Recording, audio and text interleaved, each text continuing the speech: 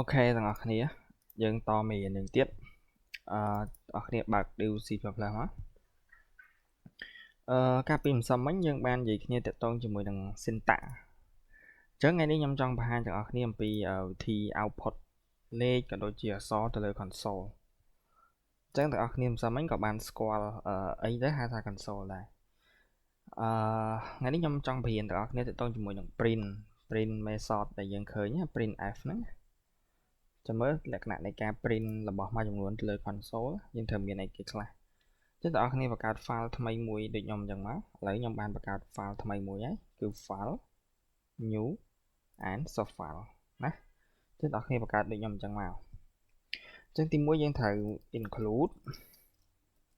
stdio.h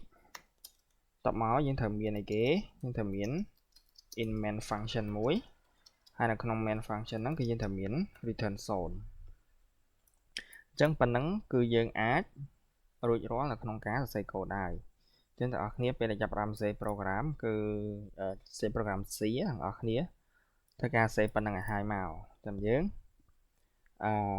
ធ្វើការសរសេរកូដតទៀតអញ្ចឹងឥឡូវបងប្អូន compile អូខេពេលដែល compile លើកទី1អញ្ចឹងគឺយើងត្រូវ save ហើយ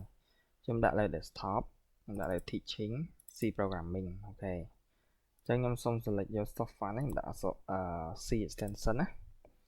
នេះ file ម្សិលមិញដែលយើងបង្កើតហ្នឹងគឺ hello world អញ្ចឹងបងប្អូនអាចមាន file ផ្សេងពីខ្ញុំfile name នេះកន្លែងនេះយើងដាក់ឈ្មោះអីក៏បានដែរអញ្ចឹងមេរៀនយើងនេះយើងរៀនអំពី print function អញ្ចឹងខ្ញុំសូមដាក់ច្រកយើងថា print អញ្ចឹងចុះណា printf ចុះមានន័យថា file ហ្នឹងគឺនិយាយពី print function ហ្នឹងឯងអញ្ចឹងខ្ញុំចុច save មកបងប្អូនឃើញកូដយើងវា compile ហើយ error 0 warning 0អញ្ចឹងមានថាអត់មានកំហុសឆ្គងអីទេយើងអាចចាប់ផ្ដើមសេកូដបានហើយខ្ញុំចុចប៊ូតុង run មកអូខេអញ្ចឹងវា run បានអត់មាន problem អីទេអញ្ចឹងផ្ទាំងខ្មៅនេះគឺហៅថា console អញ្ចឹងខ្ញុំបានបញ្យល់ដល់អ្នកគ្នាហើយថាផ្ទាំងខ្មៅនេះគេហៅថា console ពេលយើង set ប៉ុណ្នេះគេហៅថា syntax អានេះគេហៅថា header file ហើយកូដដែលយើងត្រូវទៅសេគឺទៅសេនៅក្នុង main function គឺប្រឡោះគ្នាប្រឡោះវងកញ្ចក់នេះទាំងអស់គ្នាអញ្ចឹងណាយើងអាចសេក្រៅវងកញ្ចក់នេះបានណាសេនៅហ្នឹងវានឹង error ហើយអញ្ចឹងនេះយើងតទៀតយើងតាក់ទងជាមួយនឹងការ print ម្ដងអញ្ចឹងខ្ញុំសូមដាក់ print f អូខេសញ្ញាវងកញ្ចក់តមកទៀតទាំងអស់គ្នា complete semicolon នៅចុងក្រោយទាំងអស់គ្នា complete semicolon ក្រោយហ្នឹងគឺវានឹង error ហើយកូដយើងខ្ញុំចង់ output ពាក្យថា testing 1ទៅលើ console ណាអញ្ចឹងពេលដែលខ្ញុំសរសេរអញ្ចេះមានន័យថាពេលដែលខ្ញុំ run ពាក្យថា testing 1នេះនឹងត្រូវបាន output ទៅលើ console ពាក្យថា output ហ្នឹងគឺមានន័យថាវាបង្ហាញទៅលើ console ទាំងអស់គ្នាអាហ្នឹងគេហៅថា output ហើយនៅក្នុងកូដរបស់យើងពេលដែលយើងសរសេរថា printf testing 1ហើយមាន semicolon ណាអញ្ចឹងអាហ្នឹងគេហៅថា statement ណាចឹងអាហ្នឹងមានន័យថាមួយ statement មួយ semicolon ហ្នឹងគឺមានន័យថាសំដៅថាមួយ statement អញ្ចឹងកាលណាកូដយើងដឹងហើយតែយើងផ្លេចដាក់ semicolon ហ្នឹងគឺវានឹង error អញ្ចឹងឧទាហរណ៍ថាខ្ញុំមានមួយ statement ទៀតឧទាហរណ៍ថាខ្ញុំមាន print f មួយ statement ទៀតខ្ញុំដាក់ថា testing ដកលេខ2អញ្ចឹងចានេះមានន័យថាវាគឺជា statement ទី1ហើយនេះមានន័យថាជា statement ទី2អូខេអញ្ចឹងទាំងអស់គ្នាពេលដែលយើងមាន printf ពី statement បែបនេះតែវានឹង output ទៅលើ console ហ្នឹងដូចម្ដេចអញ្ចឹង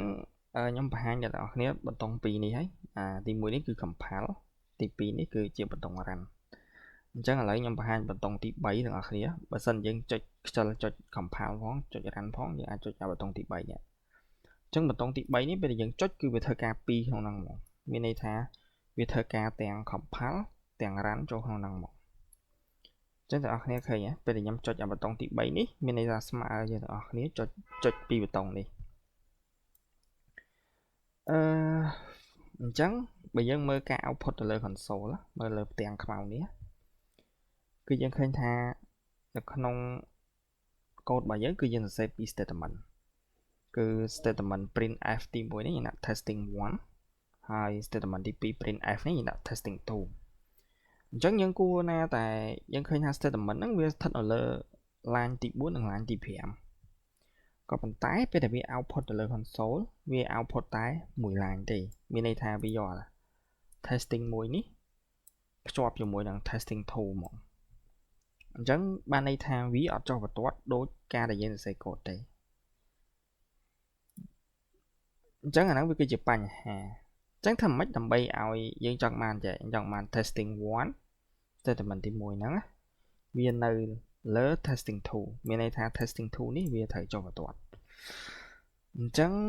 ពេលដែលយើងសរសេរ code បែបនេះ code វាអត់ដឹងថា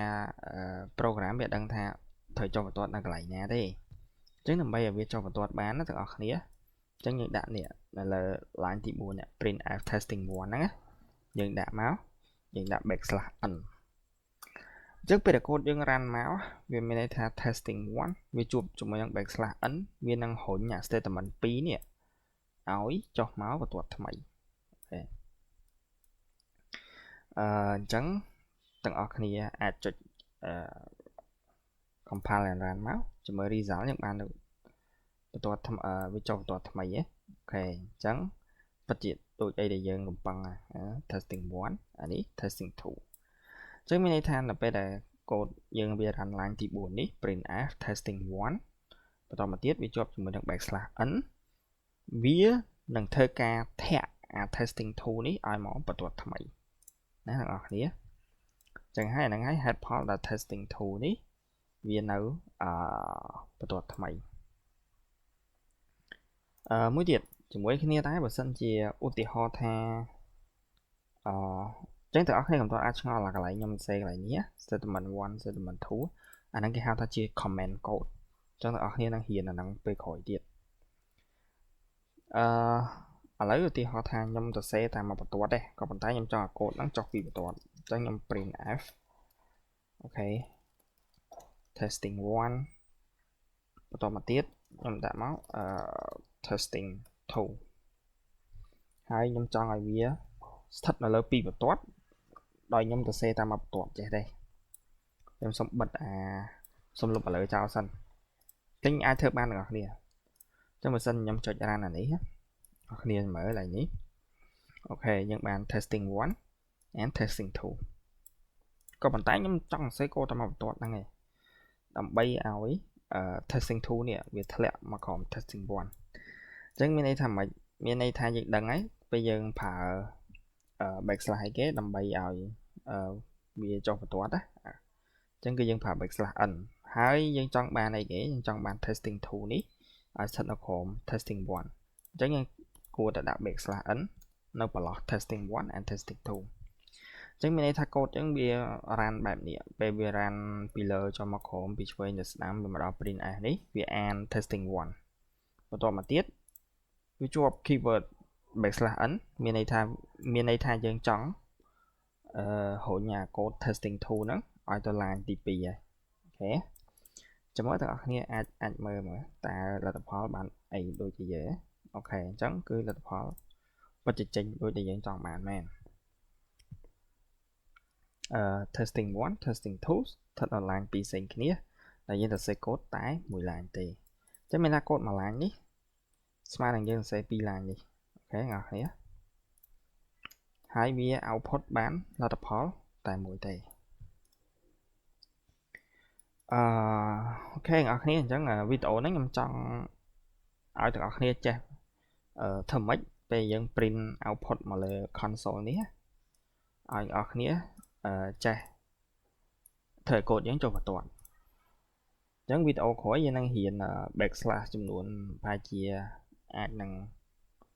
ប្រហែលជា2អីទៀតទៅដើម្បីឲ្យយើងអាចប្រើប្រាស់ code របស់យើងបានយើងច្រើនជាងមុនបន្តិចអញ្ចឹងអ្នកនរគ្នាអាចសាកតេស្តខ្លួនឯងបានណាឥឡូវខ្ញុំ run ម្ដងទៀតណាអូខេអញ្ចឹងអ្នកនរគ្នាមើល result នេះប្រហែលជាអាចបាក់មើលបន្តិចតែនេះ testing 1ត តមកវាជាប់ជាមួយនឹង backslash n នៅកន្លែងនេះអញ្ចឹងវាបានធ្វើការរុញ testing 2 ឲ្យចុះមកបន្ទាត់ថ្មីភាសា testing 1បន្តមកទៀតវាជួប backslash n មានន័យថាវានឹងរុញអារបស់ដែលមានបន្ទាប់វារុញ statement ដែលមានបន្ទាប់វាហ្នឹងឲ្យចុះមកបន្ទាត់ថ្មីតែដល់ពេលហើយ testing 1នេះអា code line ទី7នេះគឺវាអត់មានជួបជាមួយនឹង backslash n ទេដែលជាមូលហេតុធ្វើឲ្យអា testing 1នេះវានៅជាប់ជាមួយនឹង testing 2នេះអញ្ចឹងយើងធ្វើម៉េចដើម្បីឲ្យ testing 1 testing 2 ហើយ testing 1នេះធ្លាក់មក line ថ្មីទៀតអញ្ចឹងយើងដាក់ backslash n នេះមួយទៀតមកអញ្ចឹងមានន័យថាម៉េចមានន័យថាខ្ញុំចុច compile and run មកអញ្ចឹងកន្លែងហ្នឹងមានន័យថាម៉េចទាំងអស់គ្នាមានន័យថាពេលដែលវាអាន line លេខ4នេះ testing 1វាជួប backslash n អញ្ចឹងមានន័យថាវានឹងរុញ testing 2នេះឲ្យមកបន្ទាត់ថ្មីបន្តមកទៀតនៅក្រោយ testing 2វាមាន backslash n ទៀតអញ្ចឹងវានឹងរុញអា statement ដែលមានបន្ទាប់ពីនេះឲ្យចុះមកបន្ទាត់ថ្មីដែរហើយបន្ទាប់មកពីវាអានចប់អក្សរ testing 1នៅកន្លែង line ទី7នេះយើងឃើញមាន backslash n មួយទៀតអញ្ចឹងហើយជាហេតុដែលវារុញ testing 2ដែលនៅក្រោយវានេះឲ្យចុះមកបន្ទាត់ថ្មីអញ្ចឹងវីដេអូហ្នឹងសំខាន់គឺក្នុងការប្រើប្រាស់នៅ backslash n អញ្ចឹងសង្ឃឹមថាអ្នកទាំងអស់គ្នាចេះប្រើហើយយើងនឹងហ៊ាន backslash ប្រហែលជា1 2ទៀតខ្ញុំព្យាយាមរៀនអ្នកទាំងអស់គ្នាតិចតិចខ្លាំងមែនតើហើយបន្តមកទៀតតែយើងចូលទៅជ្រៅៗអញ្ចឹងវីដេអូហ្នឹងមានប៉ុណ្្នឹងទេ